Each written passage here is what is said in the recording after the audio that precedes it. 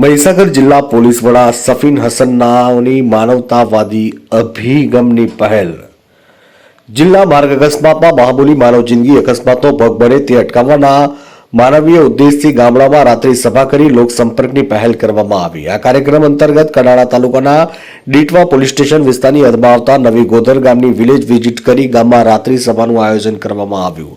આ કાર્યક્રમમાં જિલ્લા ટ્રાફિક શાખાના પીએસઆઈ શક્તિસિંહ ઝાલા દ્વારા ટ્રાફિકના કર્મચારીઓ અને અન્ય પોલીસ સ્ટાફ હાજર રહીને ગ્રામજનોને મોટર વ્હીકલ એક્ટની જોગવાઈ બાબતે વિસ્તૃત સમજણ આપી હતી.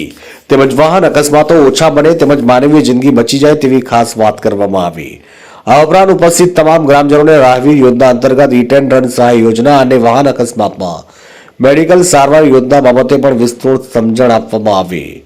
જિલ્લા ટ્રાફિક અધિકારીઓ તેમજ અન્ય અધિકારીઓ દ્વારા ઉપસ્થિત ગ્રામજનોને પોક્સો એક્ટ, સાયબર ક્રાઇમ તથા 3 નવા કાયદાની જોગવાઈની પણ વિસ્તૃત સમજણ આપવામાં આવી. સાથે લોકોને 112, 181 તેમજ 1930 જેવી હેલ્પલાઇન બાબતે પણ ગ્રામજનોને સમજ આપીને તેનો ઉપયોગ કરવા માટે ભારપૂર્વક જણાવવામાં આવ્યું હતું. વધુમાં આ કાર્યક્રમમાં ઉપસ્થિત તમામને પ્રોજેક્ટ ઉપર ટ્રાફિક અવેરનેસ અંગેની શોર્ટ ફિલ્મો બતાવી ટ્રાફિક જાગૃતિ અંગેના પેમ્પલેટ પણ આપવામાં આવ્યા હતા. સંતરામપુરથી અમીન કોઠારીનો રિપોર્ટ.